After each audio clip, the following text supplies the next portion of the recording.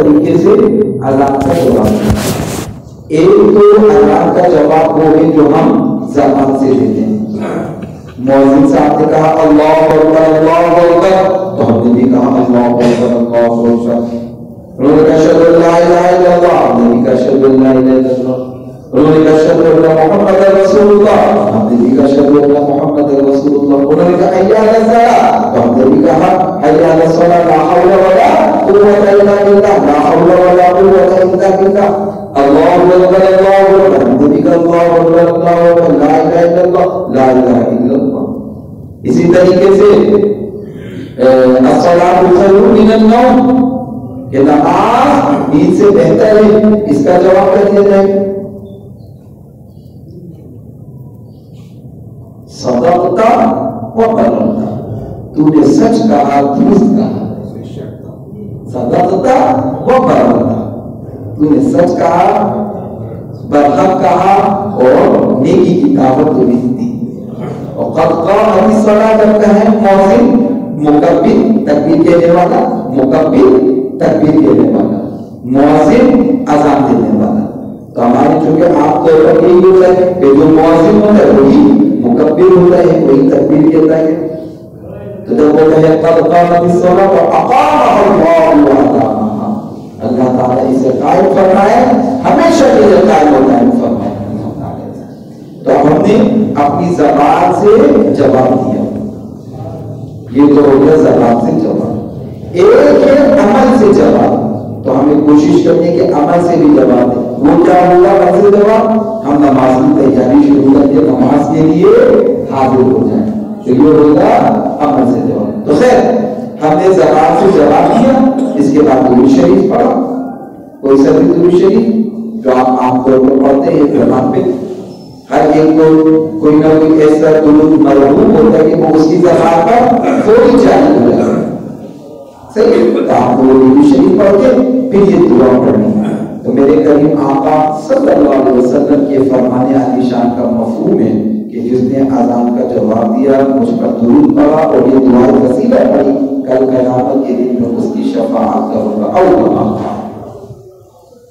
تو ان چیزوں کو بھی ہمیں کوشش کرنی ہے کہ اپنے معمولات کے اندر شامل کریں. تو آپ صلی اللہ علیہ وسلم کل قیامت کے دن جو گناہگار ہوں گے میرے آقا ان کی شفاعت فرمائیں گے, اور اللہ تعالیٰ آپ کی شفاعت کے سب کے تحفے جس کے سینے میں زیادہ بڑی ایمان ہوگا, یہ کلمہ طیبہ جس نے پڑھ لیا اور مرتے دم تک اس پر قائم رہا, میرے آقا صلی اللہ علیہ وآلہ وسلم اس کی بھی شفاعت فرمائیں گے. اور بالآخر آپ صلی اللہ علیہ وآلہ وسلم کا آخری امتی بھی. بعض کا معاملہ تو ایسا ہوگا, کچھ لوگ ایسے ہوں گے جو بلا حساب کتاب جنت میں داخل ہوں گے. اللہ تعالیٰ ہم سب کو اس میں شامل فرمائے بلا حساب کتاب, کیونکہ کل قیامت کے دن حساب ہی نہیں ہوگا. اللہ تعالیٰ اپنے فضل سے, اپنے کرم سے, اپنے محبوب کی شفاعت کے سب کے تحفے 70,000 لوگ ایسے ہوں گے کہ انہیں بلا حساب کتاب جنت میں داخل کر دے گا. تو صحابہ نے عرض کیا رسول اللہ کہ 70,000 تو بڑے تھوڑے سے ہو گئے, 70,000 تو بہت تھوڑے ہوں گے. تو ان 70,000 کے ساتھ معاملہ یہ ہوگا کہ ہر ایک کے ساتھ 70,000 ہوں گے, اور وہ اس طرح ہاتھ میں ہاتھ ڈال کر زنجیر اور سلسلہ بنا کر جنت کے دروازے میں داخل ہو رہے ہوں گے. اور امت محمد میں اتنی کثرت کے ساتھ جنت کے دروازوں سے داخل ہوگی, سمجھانے کے لیے کتنی کثرت ہوگی, اتنی کثرت ہوگی کہ دروازے سے چڑ چڑ کی آواز وہ آ رہی ہوگی. اتنی کثرت کھبے سے کھاوت ہو گئے وہاں چھڑنا آ ہوگا, یہ معاملہ ہوگا. اتنی کثرت کے ساتھ امت محمدیہ جو ہے وہ جنت میں داخل ہوگی. نبی کریم صلی اللہ علیہ وسلم کی شفاعت کے سب کے تحفے. تو کچھ کا معاملہ تو یہ ہوگا کہ بلا حساب کتاب کو اللہ تعالیٰ سے یہی دعا کرنی چاہیے کہ مولا کریم تو ہمیں بلا حساب کتاب جنت میں داخل فرما دے, کیونکہ ہم حساب نہیں دے سکتے. آج گورنمنٹ ہم سے 4 سوال کرتے نا، ہم اس کے جواب نہیں دے پاتے، آئے شائن کرتے ہیں۔ ہم سے 1 سال کا ریکارڈ مانگتے، کیا آپ کی بینک میں ٹرانزیکشن ہوئی ہے، کہاں سے پیسہ آیا ہے، کہاں پہ خرچ کیا ہے، ذرا حساب دیں۔ ہم پریشان ہو جاتے ہیں۔ FBI کے لیے قبول کرتے کہ بھائی کوئی اس حساب کتاب کو نپٹارے میں تو ہمیں پروجہ آپ نہیں بتا سکتے۔ 1 سال میں زندگی بھر کا کہاں سے دیکھے، اور صرف وہاں پہ مائی آتی تھوڑی اور سارے حساب کتاب ہے۔ تو نبی کریم صلی اللہ علیہ وآلہ وسلم نے ہمیں یہی دعا تعلیم فرمائی کہ اللہ کی بارگاہ میں یہی دعا کرو کہ مولا بغیر حساب کتاب کی جنت میں داخل فرما۔ اور 7 لوگ ایسے ہوں گے، یہاں پر 7 سے مراد 7 قسم کے لوگ ایسے ہوں گے کہ جو بلا حساب کتاب جنت میں داخل ہو رہے ہیں۔ اللہ تعالیٰ ہمیں ان میں شامل فرمائے۔ اور اگر حساب ہی ہوگا تو پھر اللہ کی بارگاہ میں دعا کرو کہ مولا حساب میں نرمی ہو، آسانی ہو حساب میں۔ تو بعض کا معاملہ یہ ہو سکتا ہے کہ وہ العدل ذات ہے، اللہ تعالیٰ کا نام پڑھتے نا العدل، کہ وہ عدل کرنے والی ذات ہے، ہمیشہ سے عدل کرنے والی وہ ذات ہے۔ تو ہو سکتا ہے کہ بعض کا معاملہ ایسا ہو کہ نامہ اعمال میں کچھ گناہ ہو تو ان گناہوں کی سزا کے طور پر کچھ وقت کے لیے جہنم میں داخل کیا جائے۔ صحیح؟ تو میرے آقا صلی اللہ علیہ وآلہ وسلم نے ان کی بھی شفاعت فرمائی کہ مولا تو انہیں جہنم سے نکال کر اپنے فضل و کرم سے جنت میں داخل فرما۔ تو جب ان کو جہنم سے نکالا جائے گا تو جہنم سے نکالنے کے بعد خاص جنتی پانی سے غسل دے کر ان کو جنت میں داخل کیا جائے۔ تو آخری شخص جو جنت میں داخل ہوگا میرے کریم آقا صلی اللہ علیہ وآلہ وسلم نے اس کے بھی احوال کو بیان کیا ہے۔ آقا نے اس کے بھی احوال کو بیان کیا۔ تو اللہ تعالیٰ سے یہی دعا کرنا ہے کہ مولا کرے ہم سب کو بلا حساب کتاب جنت میں داخل فرما۔ رسول اللہ صلی اللہ علیہ وآلہ وسلم کا حوض نصیب ہو، آپ کی رفاقت نصیب ہو، آپ کی معیت نصیب ہو۔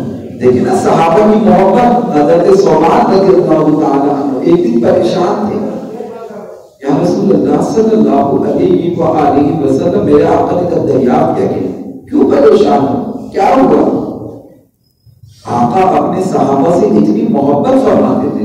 ایک تو ہم یہ پڑھتے ہیں کہ صحابہ آقا سے کتنی محبت کرتے تھے، آقا بھی تو اپنے صحابہ سے محبت فرماتے تھے، اور ایسی محبت فرماتے تھے کہ دنیا کا کوئی لیڈر اپنے فالوور سے ایسی محبت کر ہی نہیں سکتا جیسے آقا اپنے ایک امتی سے محبت کرتے ہیں۔ کیا ہمیں ہی دعویٰ ہے کہ ہم آقا سے محبت کرتے ہیں؟ نہیں، ہمارے آقا اپنے امتیوں سے اتنی محبت کرتے ہیں کہ قرآن نے بتایا ان اولى الناس النبی اولى بالمؤمنین لقد جاءكم رسول من انفسكم عزيز عليه ما عنتم حريص عليكم بالمؤمنين رؤوف رحيم۔ یہ جو آقا کی محبت ہے جو قرآن بتا رہا ہے النبی اولى بالمؤمنین، نبی کریم صلی اللہ علیہ وآلہ وسلم کا حق تو مومنوں پر ان کی جان سے زیادہ ہے۔ اور یہ حبیب مکرم صلی اللہ علیہ وآلہ وسلم اپنے امتوں سے اتنی محبت کرتے ہیں، اتنی محبت کرتے ہیں کہ تکلیف امتی کو ہوتی ہے تب یہ محسوس کرتے ہیں عزیز علیہ ما عنتم، ان کی طبیعت میں شعب گزرتا ہے تمہارا تکلیف میں پڑنا، تکلیف میں تم پڑھتے ہو، مشقت میں تم پڑھتے ہو، اس کی تکلیف یہ اپنے دل میں اثر کو محسوس کرتے ہیں۔ میرے آقا صلی اللہ علیہ وآلہ وسلم تو قرآن بتا رہے، تو آقا صلی اللہ علیہ وآلہ وسلم اپنے امتیوں سے، اپنے صحابہ سے اتنی محبت کرتے تھے کہ اگر کوئی صحابی کچھ دن ہو جاتے، 1 دن 2 دن ہو گئے اور وہ مسجد نبوی شریف میں تشریف نہیں لائے، تو تو آقا دریافت کرتے تھے کہ ذرا پتہ تو کرو کہ فلاں جو ہے وہ کیوں نہیں آئے. تو پھر بتاتے کہ یا رسول اللہ صلی اللہ علیہ وسلم ان کی طبیعت ناسازی ہے, جو بھی معاملہ وہ بتاتے. تو آقا صلی اللہ علیہ وآلہ وسلم خود ان کی طبیعت دریافت کرنے کے لیے اپنے صحابہ کے گھر خود تشریف لے جاتے تھے, خود تشریف لے جاتے آقا صلی اللہ علیہ وسلم. اور اس کے علاوہ اگر صحابہ آپ صلی اللہ علیہ وسلم کو دعوت دیتے کہ یا رسول اللہ صلی اللہ علیہ وسلم ہمارے گھروں میں آپ اپنے مبارک قدم لے کر آئے, تو آقا ان کی دعوت کو بھی قبول فرماتے تھے, ان کی دعوت کو بھی. ایک صحابی رسول حضرت عتبہ بن مالک بحری صحابی ہیں, ان کا گھر آپ اس طریقے سے سمجھ لیں کہ ان کے گھر سے مسجد نبوی کے راستے میں برساتی نالا جو ہے یہ پڑتا تھا. تو جب بارش ہوتی تو برساتی نالے کے اندر پانی آ جاتا, اور پانی آ جاتا تو ان کو پھر مسجد نبوی تک آنے میں کچھ دشواری کا سامنا ہو. خاص طور پر جب وہ بڑی عمر کے ہو گئے تو ظاہری طور پر تھوڑا سا ان کی بینائی کا مسئلہ ہو گیا. تو رات میں, شام میں, فجر میں ان کو کچھ دشواری ہوتی, خاص طور پر جب برسات کا معاملہ ہوتا. تو انہوں نے عرض کیا رسول اللہ صلی اللہ علیہ وآلہ وسلم آپ یہ کرم نوازی فرمائیں کہ میرے گھر پر تشریف لے آئیں, اور میرے گھر پر تشریف لا کر آپ کسی مقام پر نماز ادا فرما دیں, میں اسی جگہ کو اپنے لیے نماز کی جگہ بنا لوں گا, آئندہ میں اسی جگہ نماز پڑھوں گا. تو آقا نے ان کی اس دعوت کو قبول فرمایا. ایک روز آپ صلی اللہ علیہ وسلم اشراق کے بعد ان کے گھر پر حضرت ابو بکر صدیق کے ساتھ تشریف لے گئے, اجازت طلب کی. کاشف ان کے گھر میں داخل ہوئے, ان سے پوچھا کہ آپ کس جگہ چاہتے ہیں, وہاں پر میرے آقا صلی اللہ علیہ وسلم نے نفل نماز پڑھی. حضرت عتبہ نے اسی جگہ کو اپنے لیے مصلی بنا لیا کہ وہ وہیں پر نماز پڑھ گئے. یہاں تک تو ہو گیا واقعہ, قصہ پورا, روایت. لیکن اب تھوڑے سے غور کرنے کی بات یہ ہے, ان صحابہ کی رسول کا عقیدہ اور ایمان دیکھیں. بھائی پوری پورے زمین پاک ہے, جہاں پر چاہو سجدہ کر لو, نماز پڑھ لو. تو خاص اس جگہ پر کہ جہاں پر رسول اللہ کے قدم لگے ہو, رسول اللہ کی ہتھیلی مبارک لگی ہو, رسول اللہ کی پیشانی لگی ہو, رسول اللہ کی بینی مبارک لگی ہو, خاص اس جگہ پر ہو. اچھا رسول اللہ صلی اللہ ان کی وسط عقیدت اور محبت تو رسول اللہ فرما دیتے کہ اے میرے صحابی کہیں پہ بھی تم پڑھ لو, جہاں چاہو نماز پڑھو, تم کن چکروں میں پڑھو نہیں, معاذ اللہ معاذ اللہ. بتایا جا رہا ہے کہ جہاں پر اللہ کے نیک بندوں کے قدم لگ جاتے ہیں وہ جگہ خاص ہو جاتی ہے, باقاعدہ ہو جاتی ہے. اسی لیے تو صحابہ کرام پوچھا کرتے تھے سیدہ عائشہ صدیقہ رضی اللہ عنہا سے کہ ذرا وہ مقام تو ہمیں بتائیں جہاں پہ رسول اللہ تہجد کے نوافل پڑھتے تھے, اس ملت اس سکون کے بارے میں تو بتا دیں. یہ بخاری شریف کے حدیث مبارک ہے, صحابہ پوچھا کرتے تھے کہ ذرا وہ مقام تو بتائیں. حضرت عبداللہ ابن عمر رضی اللہ تعالی عنہ خاص طور پر ان مقامات پر جاتے کہ جہاں پر رسول اللہ صلی اللہ علیہ وآلہ وسلم نے کبھی سفر کے دوران قیام فرمایا ہوتا, پڑاؤ کیا ہوتا, نوافل ادا کیے ہوتے, خاص طور پر ان جگہوں پر جاتے اور وہاں پر جا کر نوافل ادا کرتے. تو صحابہ کرام ہمیں یہ بتا رہے ہیں کہ یہ عقیدہ ہے کہ جہاں پر نیک لوگوں کے قدم پڑ جاتے ہیں کہ وہ جگہ آپ نہیں لیتی بلکہ وہ خاص جگہ. سب کے دیکھ کہیں درس نہیں. چلیں درود شریف پڑھے گا, بہت صلی اللہ سیدنا مولانا محمد وعلی آل سیدنا مولانا محمد وعلی وسلم. تو بات یہ چل رہی تھی ہماری جو آخری تھی کہ مولانا روم رحمۃ اللہ علیہ نے فرمایا کہ ظاہری طور پر بعض اوقات ہمارا جو نقصان ہو جاتا ہے تو وہ ہمیں نقصان لگ رہا ہوتا ہے، لیکن اللہ تعالیٰ اس کا کوئی نہ کوئی ہمیں نعم البدل عطا فرماتے ہیں، اچھا بدلہ اللہ تعالیٰ عطا فرماتے ہیں۔ اور بندے مومن کا معاملہ تو یہ ہوتا ہے کہ اس کو کوئی ذرا سی تکلیف پہنچی نا تو اللہ تعالیٰ اس کے بدلے میں اس کے گناہ معاف فرما دیتے ہیں۔ کوئی نقصان ہمیں پہنچا، اس نقصان میں بھی ہمارے لیے کوئی نہ کوئی خیر کا پہلو ہوتا ہے۔ تو مولانا روم رحمۃ اللہ علیہ نے یہ سمجھا، اور پورا قصہ یہ تھا کہ وہ شخص جس کے پاس گھوڑا تھا، خچر تھا، غلام تھا، اس کو پتہ چلا کہ گھوڑا مرنے والا ہے تو اس نے پہلے سے جا کر اس کو بیچ دیا۔ خچر کا پتہ چلا تو خچر کو بیچ کر آ گیا، غلام کا پتہ چلا تو غلام کو بیچ کر آ گیا اور اپنے آپ کو نقصان سے بچا لیا۔ مولانا روم فرمانے تو اس نے اپنے آپ کو نقصان سے نہیں بچایا بلکہ اس نے بڑا نقصان کیا، کیونکہ جو چھوٹے چھوٹے اس کے نقصان ہو رہے تھے، یہ چھوٹے چھوٹے نقصان اس کو بڑے نقصان سے بچا رہے تھے۔ یہ مولانا روم رحمۃ اللہ علیہ نے ہمیں سبق دیا۔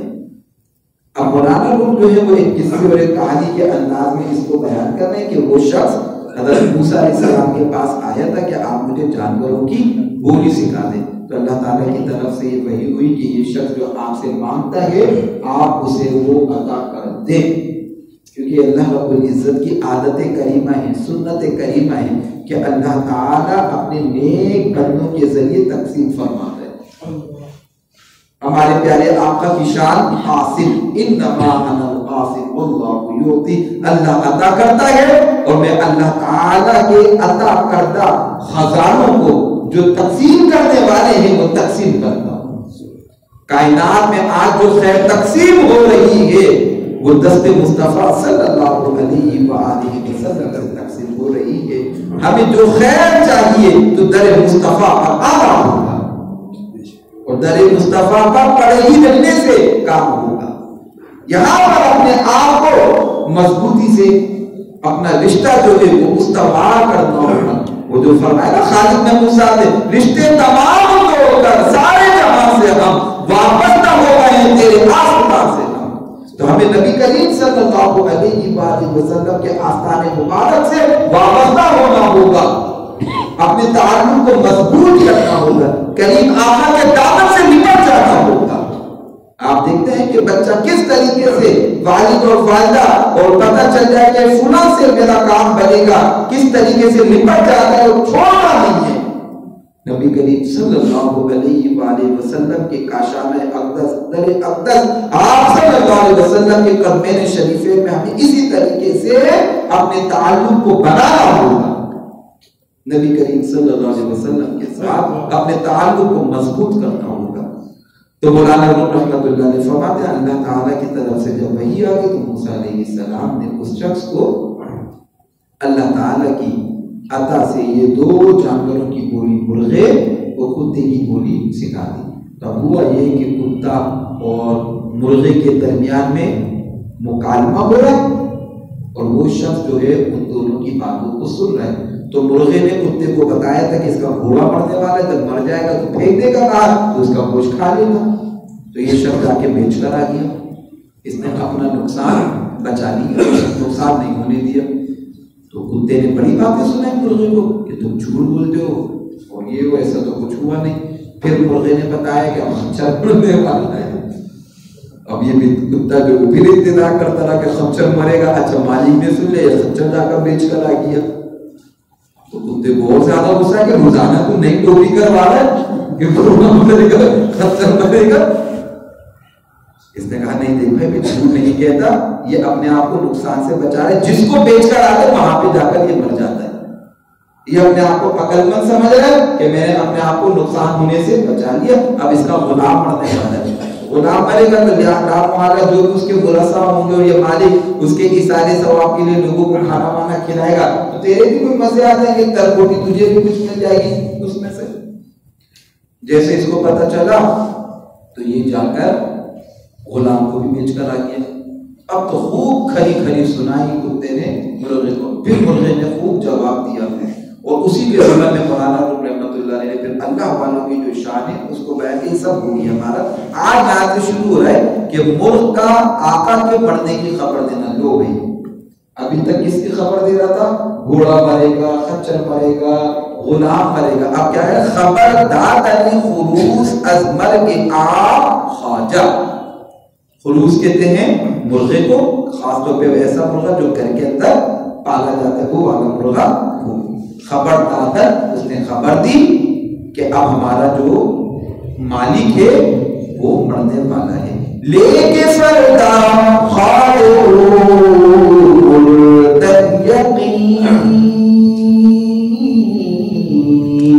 گاؤ خواہد کچھ دے بارس درحنی. تو مرغے نے خبر دی کہ ہمارا جو مالک ہے اب یہ مرے گا. مولانا روم نے بتایا، ظاہری پہلے الفاظ میں بتا دیتا ہوں، پھر اس سے مراد جو ہے وہ شخص سے سمجھ جاتا کہ گھوڑا مر رہا ہے، خچر مر رہا ہے، غلام مر رہا ہے. لیکن مولانا لوگ یہ بتا رہے ہیں کہ دراصل یہ چیزیں اپنی قربانی دے کر اس کی حفاظت کر رہے تھے. یعنی یہ جو بظاہر چھوٹے چھوٹے نقصان ہو رہے تھے، یہ چھوٹے نقصان اس کو بڑے نقصان سے بچائے. یہاں پر ہم یا مولانا ہو تقدیر کی اس بحث میں نہیں جا رہے کہ کیا موت کا وقت چل سکتا ہے یا نہیں چل سکتا. سوال آ سکتے ہیں نا کہ موت کا وقت مقررہ ہے تو پھر کیسے مولانا اس تقدیر کی بحث میں نہیں، بلکہ کیا بتا رہے ہیں کہ ہم تو یہ صدقہ خیرات کرتے ہیں تو بظاہر تو یہ لوگ ہوتا ہے اپنے مال خرچ کر دیا تو ہمارا مال کم ہو گیا، مال کی اپنے قربانی دے دی. مولانا لوگ یہ بتا رہے ہیں کہ ہم بھی جو صدقہ خیرات کرتے ہیں اپنے ہاتھوں سے، دراصل یہ صدقہ خیرات ہمیں بڑے نقصانات سے بچاتا ہے. یہ سوچ اور یہ فکر مولانا لوگ ہمیں دے رہے ہیں. آخرت کی رسوائی سے، ذلت سے بچاتا ہے، دنیا میں بری بیماری، بری موت سے یہ صدقہ خیرات ہمیں بچاتا ہے. تو ہمیں یہ کرنا چاہیے. مولانا لوگ یہ فکر اور یہ سوچ دے رہے ہیں. اس نے کیا کیا؟ اس نے یہ ہوشیاری کی کہ اپنے آپ کو یہ سمجھا کہ میں نقصان میں چلا آؤں، اس نقصان کو بچانے کے چکر میں اس نے گھوڑے کو بیچ کے اس کی قیمت لے لی، خچر کو بیچ کے اس کی قیمت لے لی، غلام کو بیچ کے اس کی قیمت لے لی. یہ اپنے آپ کو سمجھ رہے کہ میں نے بڑی ہوشیاری کا کام کیا، اپنا نفع جو ہے وہ کھڑا کر لیا. مگر اب پتہ چلا کہ وہ جو اس کا چھوٹا نقصان ہوتا، وہ چھوٹا نقصان اس کو بڑے نقصان سے بچاتا.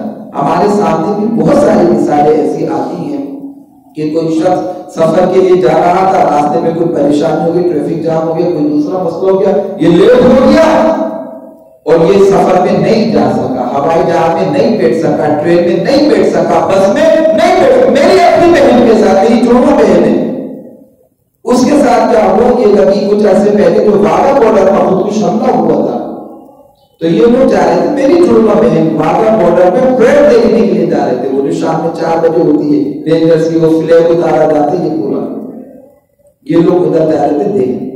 اس کی بچی نے کیا کیا، مکئی کا دانہ لے کر اپنی ناک میں ڈال دیا. تو میرا بہنوں اور بہن یہ فوراً بچی کو لے کر قریبی کسی ہاسپٹل میں چلے گئے. کیا وہ تاکہ میں پریڈ وغیرہ جو بھی بعد میں دیکھی جائے گی، ابھی تو پہلے بچی کو دیکھا جائے. تو بچی کو لے کر ہاسپٹل چلے گئے. بعد میں جب بات چیت کو تم تو بڑا اس کو برا بتا کیا کہو گے کہ کیا کر دیا، پتہ دوبارہ کب آنا ہوگا، کب جائیں گے پریڈ دیکھنے کے لیے. یہاں واقعی غصہ آ کہ کیسے اینڈ ٹائم پہ اس نے حرکت کی ہے. اس نے لیکن وہاں پر خودکش حملہ ہو گیا. اب بھی اللہ کا شکر ادا کر رہا ہے کہ یا اللہ تو نے ہمیں بچا کے وہاں پر ہوتے پتہ نہیں کیا کچھ ہو سکتا تھا. صحیح. تو بعض اوقات ہمیں کوئی چیز چھوٹا نقصان ہم جھیل رہے ہوتے ہیں، برداشت کر رہے ہوتے ہیں، لیکن وہ چھوٹا نقصان ہمیں کسی بڑے نقصان سے بچا رہا ہوتا ہے.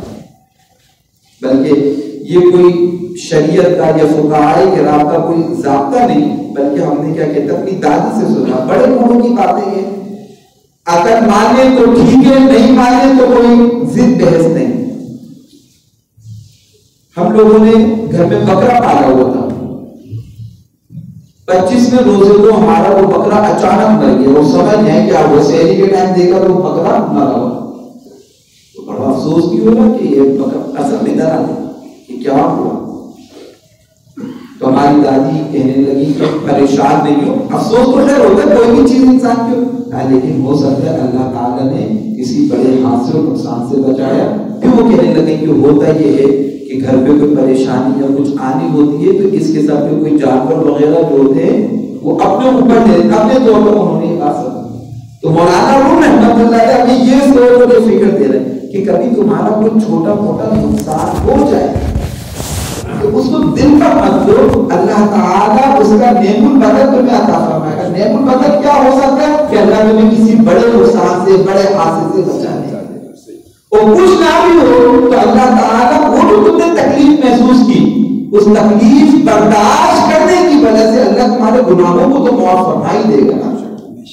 پیر ثاقب شامی صاحب ہیں، انگلینڈ میں ہوتے ہیں، تو انہوں نے ایک مرتبہ بات سمجھانے کے لیے کہا کہ دیکھیں یہ موبائل ہے، عام طور پر ہم اپنی سیدھے ہاتھ کی جیب میں اس کو رکھتے ہیں، آپ نے کیا کہتے ہیں بے بھولی میں بے دھیانی میں اس کو الٹے ہاتھ کی جیب میں رکھ لیا تھا، آپ نے اچانک سیدھے ہاتھ کی جیب میں ہاتھ مار کے دیکھا آپ کو میرا موبائل کا، تو وہ ایک لمحے میں آپ کو ایسا محسوس ہوا کہ کھو گیا، گر گیا، کسی نے نکال دیا، لیکن اچانک ہی دوسری لمحے آپ نے الٹے ہاتھ کی جیب میں ہاتھ مارا تو آپ کو تسلی ہو گئی کہ نہیں موبائل، لیکن وہ جو ایک لمحے کو آپ کو تکلیف پہنچی تھی میرا موبائل کا ہے، انہوں نے کہا اس پر بھی اللہ تعالیٰ آپ کے گناہوں کو معاف فرماتا ہے، اللہ تعالیٰ اس پر بھی آپ کے گناہوں کو معاف فرما دیتا ہے۔ تو مولانا روم رحمۃ اللہ نے یہ سوچ اور یہ فکر دینا ہے، اور سورہ حدید میں اللہ تعالیٰ نے لِكَيْ لَا تَعْسَوْا عَلَى مَا فَاتَكُمْ وَلَا تَفْرَحُوا بِمَا آتَاكُمْ، اللہ تعالیٰ جو نعمت دے کر تم سے لے لے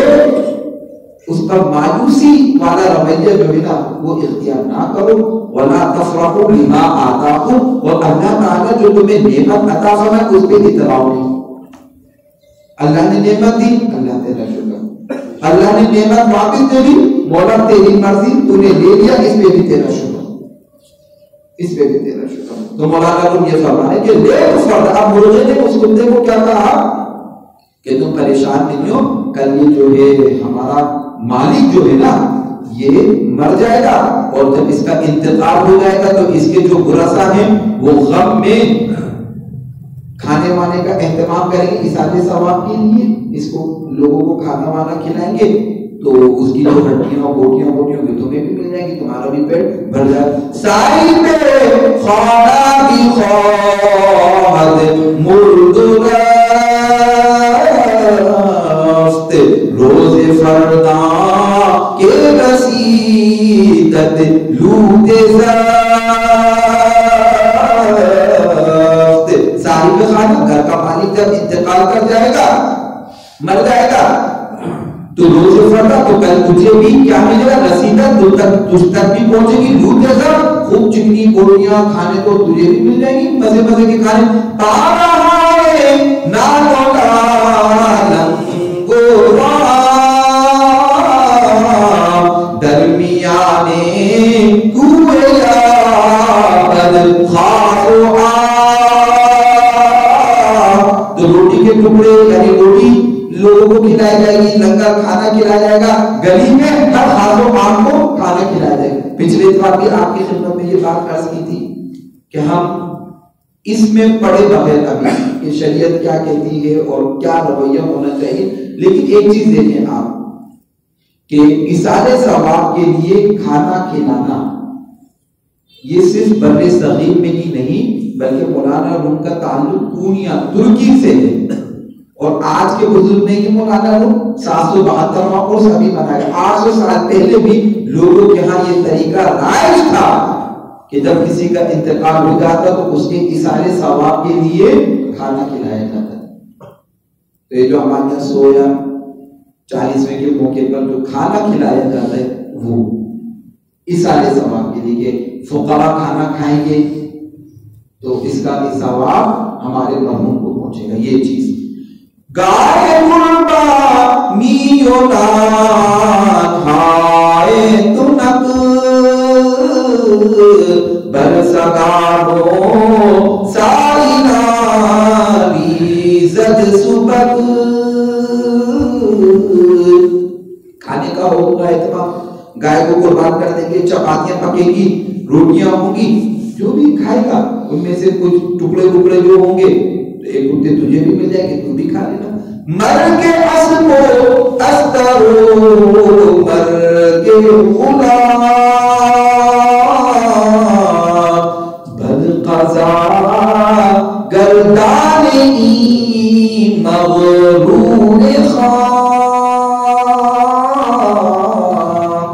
یہ جو اس کے گھوڑے کا مرنا تھا، یہ جو اس کے خچر کا مرنا تھا، یہ جو اس کے غلام کا مرنا تھا، یہ اس کو اس کے اوپر جو بڑی مصیبت آنے والی تھی اس سے بچا دے۔ لیکن اس نے کیا کیا؟ اس نے اپنے آپ کو ہوشیار سمجھا اور اپنے آپ کو ان چھوٹے نقصانات سے تو بچا لیا، لیکن اب یہ اپنے آپ کو بڑے نقصان سے نہیں بچا سکتا، کیونکہ تقدیر کا جو فیصلہ ہوتا ہے وہ ہو کر ہی رہتا ہے۔ تقدیر دو قسم کی ہوتی ہے، ایک معلق اور ایک مبرم۔ کچھ اللہ رب العزت کے فیصلے وہ ہیں جو اٹل ہیں، جو اس نے لکھ دیا اپنی کتاب محفوظ کے اندر اور وہ ہو کر ہی رہیں گے۔ کچھ کا معاملہ اس نے معلق رکھا ہے کہ بندہ اگر یہ تدبیر یوں نے یوں کر لے گا تو اس کے ساتھ معاملہ کیوں ہوگا، دعا کر لے گا تو معاملہ یوں نے یوں ہو جائے گا۔ یہ تقدیر کا معاملہ معلق رکھا ہے اللہ رب العزت۔ تو یہاں پر بھی کہ اگر یہ اس کے پاس نقصان ہوگا، اس پہ صبر کر لے گا تو اس کو یہ اجر و ثواب مل جائے گا۔ اچھا یہ بھی ایسا نہیں کہ دیکھا جائے گا، اچھا اس نے یہ کر دیا تو چلے بھی اللہ رب العزت کے علم میں وہ بھی ہے کہ یہ اس وقت میں کیا کرے گا، اللہ رب العزت کے علم میں وہ بھی ہے۔ لیکن انسان کے لیے حجت قائم کرنے کے لیے، لیکن جو بندے کو روزی ملتی ہے نا، جو مال اس کو ملنا ہے وہ مل کر رہے گا۔ بعض اوقات انسان اپنی جلد بازی کی وجہ سے اپنے مال کو، ملنے والے مال کو حرام ذرائع سے حاصل کرنے کی کوشش کرتا ہے، اور وہ کوئی نہ کوئی حرام ذریعہ جو وہ اپنا لیتا ہے، اس کو اپنی ہوشیاری کہتا ہے، کچھ بھی آپ اس کو نام دے دیں۔ مال اس کو اتنا ہی مل جاتا، لیکن وہ سفر کر لیتا، کوئی جائز طریقہ اور راستہ اختیار کر لیتا تو وہ اس کے لیے حلال ہو جاتا۔ اس بات کو سمجھانے کے لیے ایک مثال دی جاتی ہے حضرت علی رضی اللہ تعالی عنہ سے منسوب۔ اب اس کی کیا سندی حیثیت ہے اللہ میں تک جانتا ہے، لیکن سمجھانے کے لیے کہ ایک شخص کو حضرت علی نے اپنی زیرہ امانت کے طور پر رکھوائی، وہ کہا کہ میں مسجد میں اندر جاتا ہوں، باہر آؤں گا تو تجھ سے لے لوں گا۔ اس کے دل میں لالچ آ گیا، اس نے لے جا کے اس زرہ کو بیچ دیا، اب 2 درہم یا جو بھی قیمت اس کو ملی وہ اس نے لے کر چلا گیا۔ حضرت علی باہر آئے تو وہ شخص موجود نہیں تھا، ساتھ میں بازار تھا، آپ نے دیکھا تو آپ کی زرہ وہ موجود تھی۔ آپ کی زرہ، آپ نے دکاندار سے کہا کہ بھائی میری زرہ ہے، کہا کہ ایسے ایسے فلاں شخص بیچ کر گئے۔ حضرت علی سے جب بات چیت ہوئی تو اس نے کہا کہ بھائی میں نے تو اس سے 2 درہم میں خریدی ہے، تو آپ کی قیمت جو میرا مال ہے وہ مجھے دے دے، آپ کی چیز ہے تو آپ لے لیجیے گا۔ حضرت علی نے وہ قیمت دکاندار کو دے کر اپنی چیز نہیں۔ بزرگان دین علماء یہ بات بتاتے ہیں کہ حضرت علی نے فرمایا کہ بات یہ ہوئی، میں نے یہ دل میں ارادہ کیا تھا کہ جب میں باہر نکلوں گا تو انعام کے طور پر اس کو 2 درہم دوں گا، ملے اب بھی اس کو 2 درہم۔ اس نے دکاندار کو بھیج دیا، دکاندار نے کتنے دیے تھے؟ 2 درہم دیے، ملے اب بھی اس کو 2 درہم، میں بھی اس کو 2 درہم دیتا، لیکن میں دیتا تو اس کے لیے حلال جائز اور طیب ہوتے، لیکن اب اس نے بیچ دیا، امانت کا خیال کرنے کو اس کے لیے ناجائز، حرام اور نجس ہو گئے، لیکن ملے وہ 2 درہم اس کو۔ تو بندہ تھوڑا سا صبر کر لیتا تو وہ اس کو وَيَرْزُقْهُ مِنْ حَيْثُ لَا يَحْتَسِبُ، ہم بندے کو وہاں سے رزق عطا فرماتے ہیں جہاں سے اس کا گمان بھی نہیں ہوتا۔ بس شرط کیا ہے؟ وَمَن يَتَّقِ اللَّهَ، اللہ کا تقوی اختیار کرتا ہوں تو اللہ وہاں سے رزق عطا فرمائے گا جہاں بندے کا گمان بھی نہیں ہوگا۔ تو مولانا روم فرماتے ہیں کہ یہ جو متکبر شخص تھا، تکبر کرنے والا شخص تھا، اپنی فہم و فراست کا، دانش مندی کا، اپنے علم کا کہ دیکھو مجھے کتے کی بولی آ گئی تو مجھے یہ فائدہ ہو گیا، مجھے مرغے کی بولی آ گئی تو مجھے یہ فائدہ ہو گیا، میں کتنا ذہین فطن عقلمند فہیم شخص ہوں، ذکی شخص ہوں میں۔ مولانا مولانا روم فرمائے لیکن وہ اپنی آئی ہوئی تقدیر کو قضا کو ٹال نہیں سکتا. آگے فرمایا عزیزیانے مالو درد آنگورے مال افزوں کر دو خون خیشرے. یہ مال کے نقصان اور تکلیف سے بھاگا, اس نے مال تو بڑھا لیا لیکن اپنی جان کو نہیں بچا سکے گا, اپنے خون کو نہیں بچا سکے گا. مال تو اس نے بڑھا لیا اور بچا لیا. اب آگے مولانا روم نے یہاں تک تو بات کر کے اب موضوع کے رخ کو موڑ دیا. اب مولانا روم موضوع کو موڑ کر بزرگان دین کی جو تعلیم ہے نا, وہ جو ریاضت کرتے مجاہدے کرتے ہیں, اس کی حکمت بیان کر رہے ہیں. کہتے ہیں این ریاضت ہائے در میں شاہ چراست کابلا برتن بقائے جان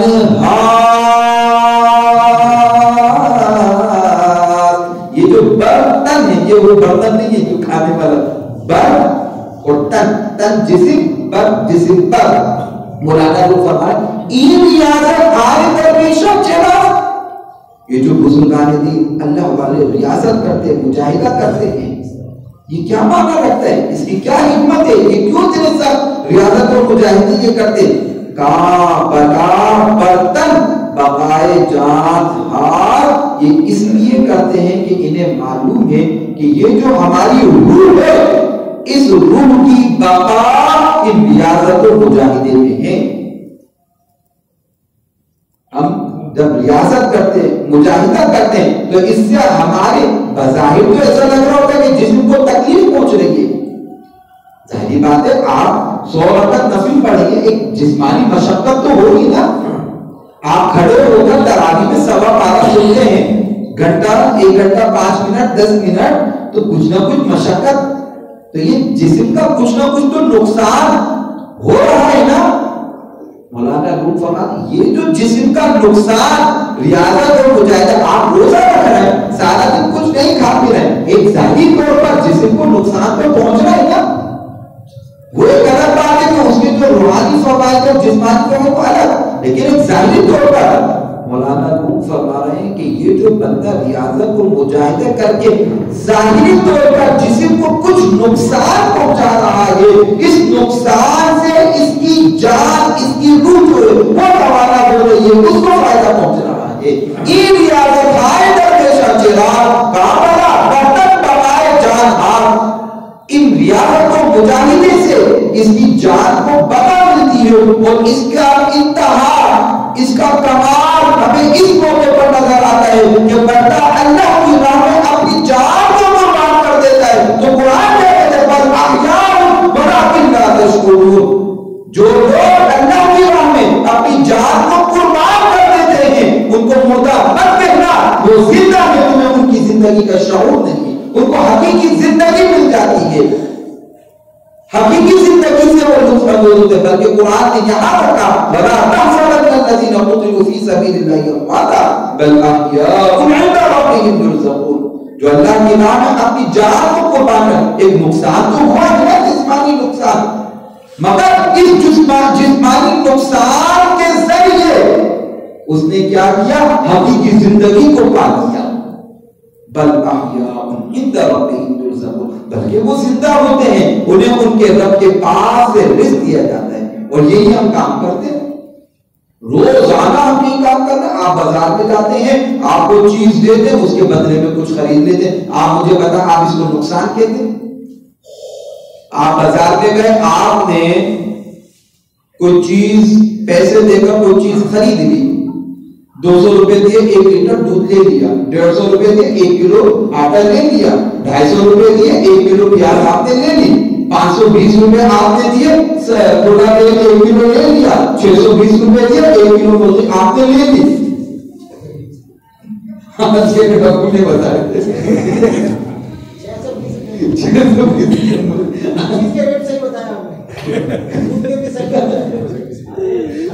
لیکن آپ خیر یہ غلط کہتے مہنگائی ہے، لیکن آپ بتائیں کیا آپ اس کو یہ کہتے میرا نقصان ہو گیا؟ نہیں، آپ یہ نقصان نہیں، اس کے بدلے میں ایک چیز مجھے مل گئی۔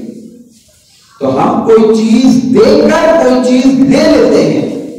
مولانا روم فرما رہا ہم یہ جسمانی مشقت اٹھا کر روحانی تسکین لیتے ہیں۔ یہ جو درویشوں کے ہاتھ میں نظر آ رہا ہے کہ پوری رات کھڑے ہوئے ہیں اللہ رب العزت کی بارگاہ میں ریاضت و مجاہدے میں، تو یہ جسمانی مشقت تو ہے لیکن اس سے ان کو روحانی توانائی مل رہی ہے۔ یہ روزوں سے جسمانی مشقت تو ہے لیکن روحانی تسکین مل رہی ہے، روح جو ہے وہ مجلہ ہو رہی ہے، مصفہ ہو رہی ہے، مزکہ ہو رہی ہے، پاکیزہ ہو رہی ہے۔ اس سے مولانا روم ای ریاضت آئے درویشم چراغ کا بڑا بردن بقائے جان ہاس تار بقائے خود نبی ند سالی کے چونکند تن راسقی و حالی کے۔